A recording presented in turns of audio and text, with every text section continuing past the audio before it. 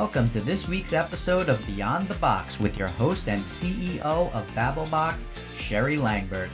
Sherry interviews the world's biggest brands, agencies, and influencers to uncover their influencer marketing secrets to success. Go behind the scenes and learn how you can make influencer marketing part of your social media playbook. Subscribe to Beyond the Box at podcast.babelbox.com. Listen to all of your favorite episodes and follow us on Instagram for more influencer marketing inspiration. I first reached out to today's guest in 2011 when she was the brand manager working on the Skinny Girl Shapewear collection. I've been following her ever since. Ranu Coleman now spearheads marketing for Azazi, the leading bridal apparel retailer and one of the fastest growing apparel merchants online. Hi, Ranu. Thanks for taking the time to join us today. Hi, thanks for having me. So, as I said, I've been following you. I don't even know if you remember me stalking you way back when I first started in influencer marketing. I Um, do. you were kind enough to actually respond, which back then very few people did. But, you know, just such an impressive career as a marketer. I would love to just tell us a little bit more about your career path. Yeah, sure. Thank you. So, I have always had a passion for the retail and fashion industry and decided to go to fashion school at the Fashion Institute of Design and Merchandising in LA after getting my bachelor's degree at UC Irvine.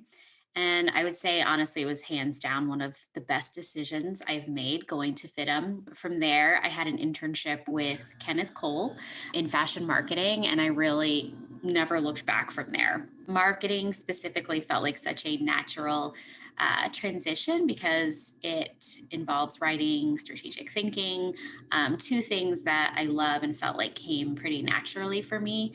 After working like years in retail, both B2C and B2B, I was with Sephora for a little while, helping them open their Sephora studio stores. And then I basically worked at a few different brands, Ariat, which is a footwear company. And then now I'm the head of marketing for Azazi, which is a bridal and bridesmaid apparel company.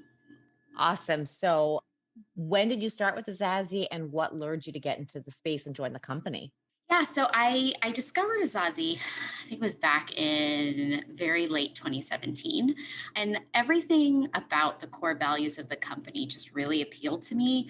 The company was all about size inclusivity, convenience, and affordability. And it was also very women centric. I think after I did a lot of my research, I knew that this was a company I wanted to be a part of that I also felt like was really different and really disrupting the bridal industry. And I also saw a lot of opportunity from a marketing perspective that they hadn't really been enforcing as yet. So, tell us a little bit more about that in terms of a disruptor. How is Azazi different from traditional brick and mortar or other online bridal shops? So Azazi was really built on three principles: affordability, convenience, and inclusivity. For one, I think we have the most competitive pricing in the industry without ever sacrificing quality. And second, we have a lot of technology in place, like our virtual showroom, which really saves people time and money. And that's not something that a lot of bridal brands had. You can basically use our virtual showroom to select styles, colors, share them with your friends. And it just saves a lot of people time and money having to travel to one location to try on dresses. We've also really been pushing for more inclusive sizing since the brand launched in 2014. We've always offered all of our gowns in sizes 0 to 30. And most traditional brick and mortar bridal shops, their sample sizes have always gone up to about a size 10, nothing higher than that. Oh, wow. Yeah. So that for one, I think was a huge differentiator for us when we launched. And we also offer custom sizing for free because of the cost it saves our customers in alterations.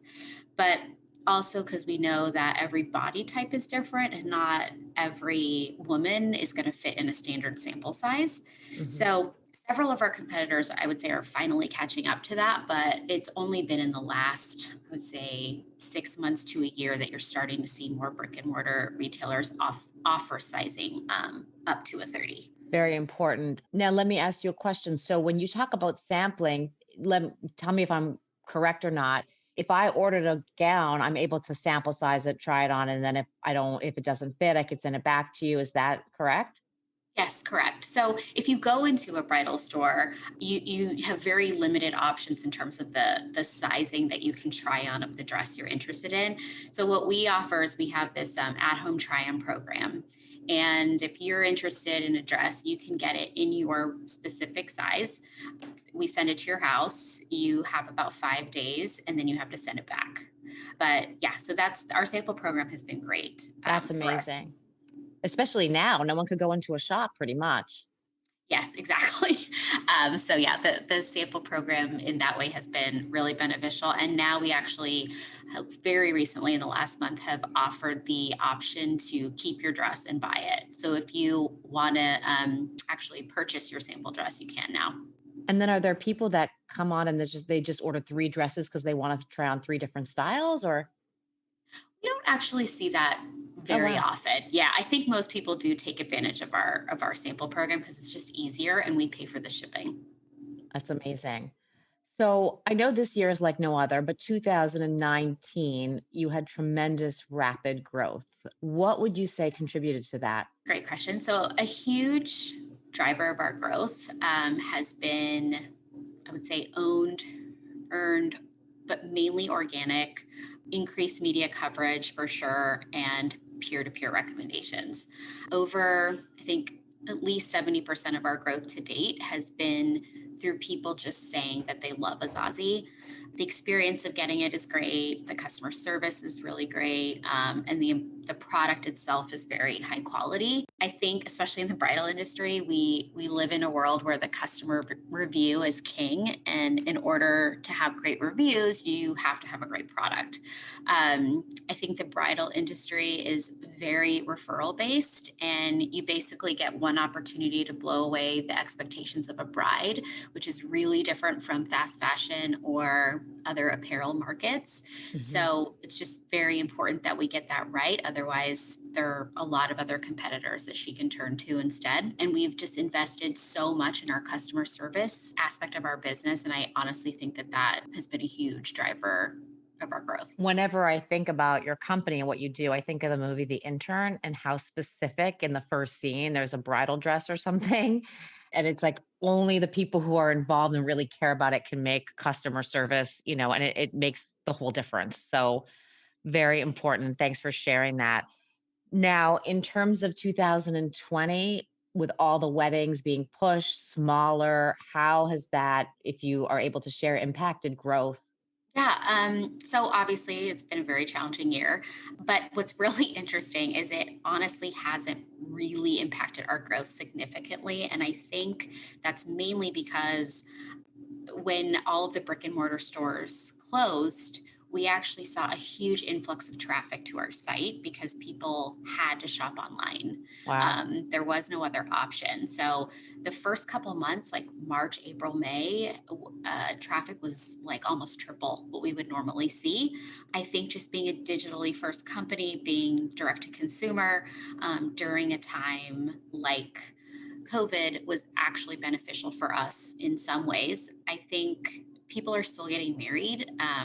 Honestly, probably more now than ever because they want to have that connection and somebody to kind of go through all of this with. It's just on a much smaller scale. But yeah, we've just had to shift and kind of adopt. We created a bridal collection called Azazi Romance that had gowns starting, I think it was like starting at about 199, and those were meant for more kind of simple elopements, micro weddings.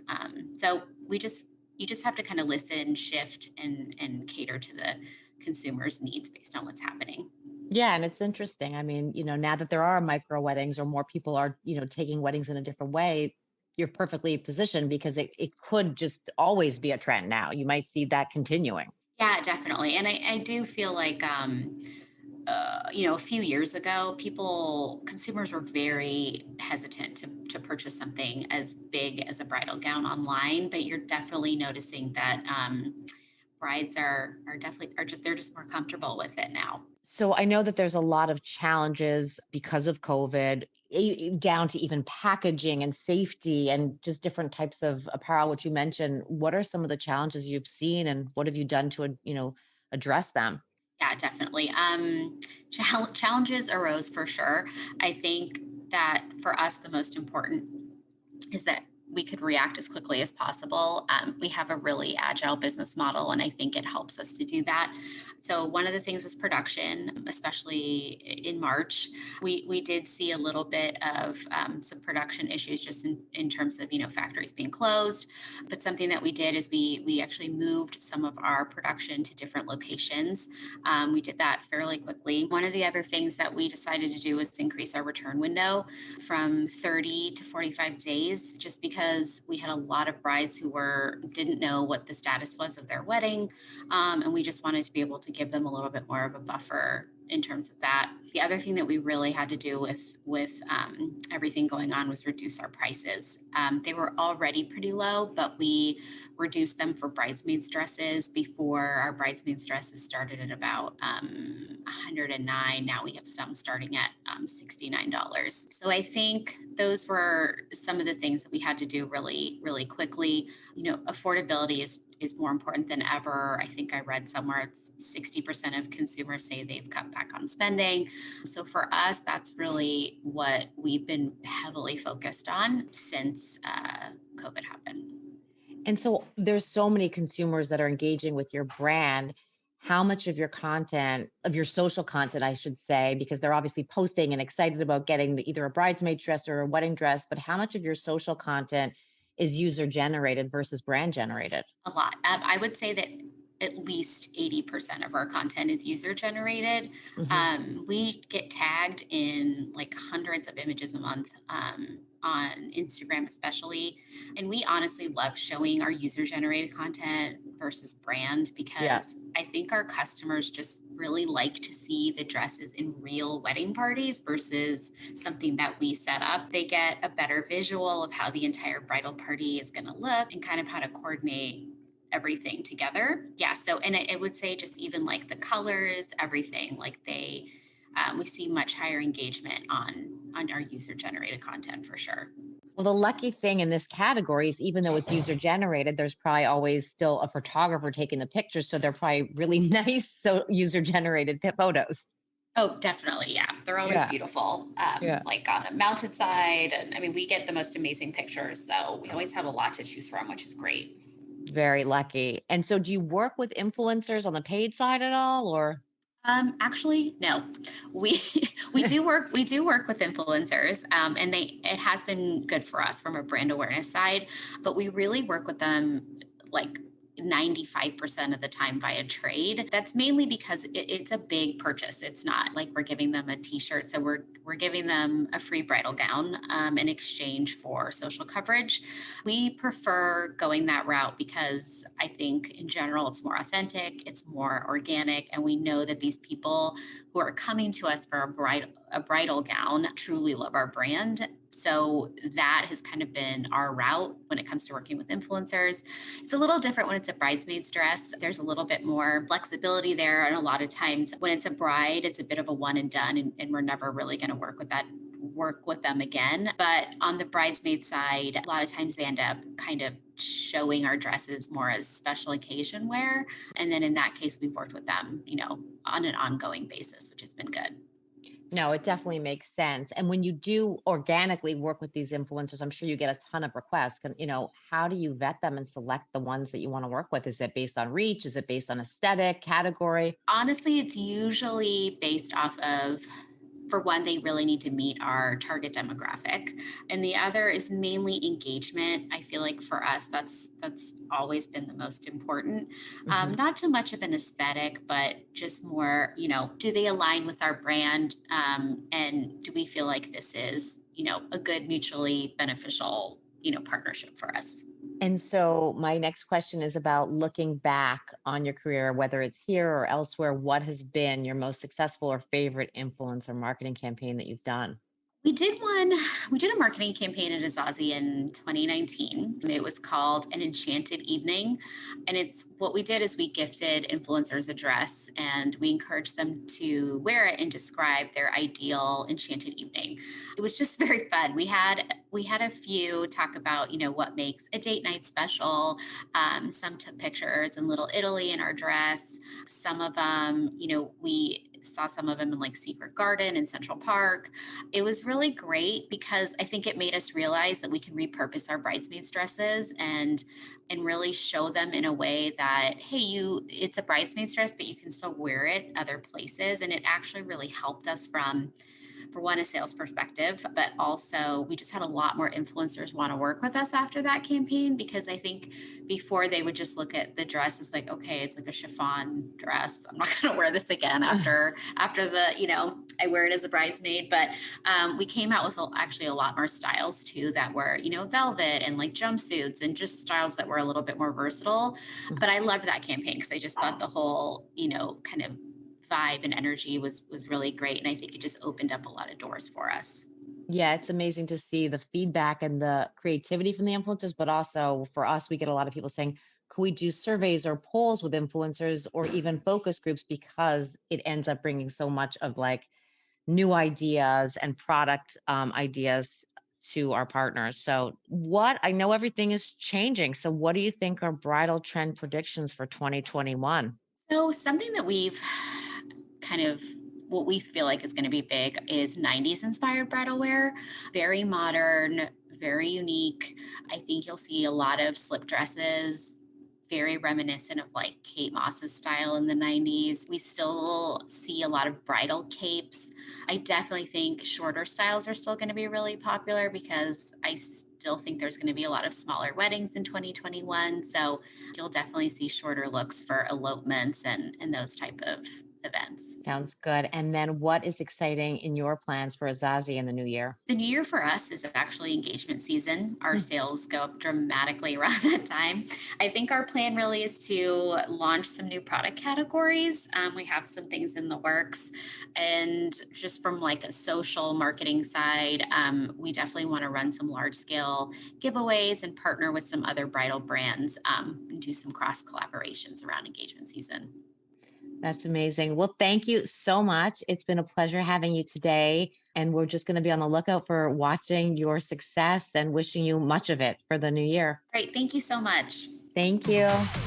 Thanks for tuning in to this week's Beyond the Box, produced by Tough Monkey Entertainment. Beyond the Box is brought to you by BabbleBox with your host, Sherry Langbert. Visit podcast.babblebox.com for more episodes and influencer marketing secrets.